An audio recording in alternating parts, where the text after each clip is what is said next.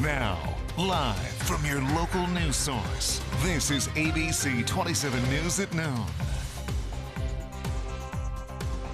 Good afternoon, everyone. I'm James Crummell. It's more than a month late, but it seems things might be getting back on track with the state budget. Senate Republicans are back in Harrisburg today to sign off on it. Dennis Owens is following all the developments. He's live at the state capitol with the latest. Good afternoon, Dennis.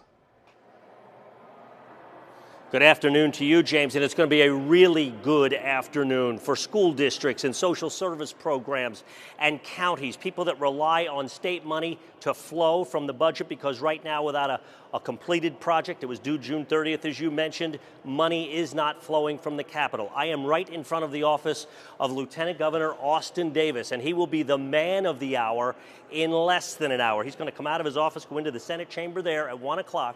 By the way, the whole Senate isn't here. It only needs some presiding officers. This is really just a pro forma thing. Austin Davis will sign off on the budget. It will then be carried to the other side of the building where Josh Shapiro, the governor, is expected to sign it quickly. He will blue line that $100 million for school vouchers. There is still disagreement over that and a number of other things. There's disagreement as to how much of this budget isn't done. It requires code bills that tell you exactly how to spend the money, especially on the items that are in contention.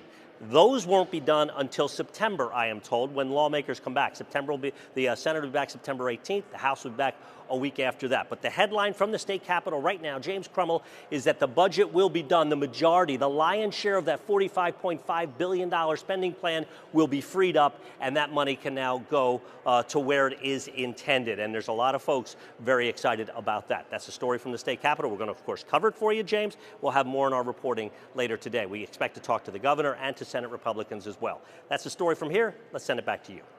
So, Dennis, as you said, it doesn't take that many more people to get to Harrisburg to make this happen. It just takes a couple of signatures, a couple of people. Do we know what has happened that has made all of this take place today? Well, you'll remember, and I'm not saying this story did it, but you'll remember we did a story earlier this week with the superintendent of Steelton High Spire, and that's a very small school district, 95% in poverty. They have no cash reserves. In fact, they're running a debt, and they really would be disrupted if this money didn't flow.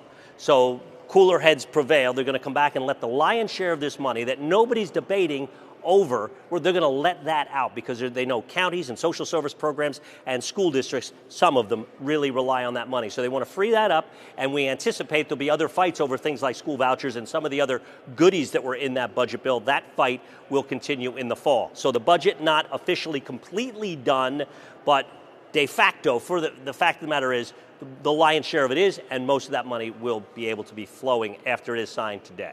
And we're, of course, going to follow that for you, James. Absolutely. Dennis Owens live at the state capitol. Thank you very much for that.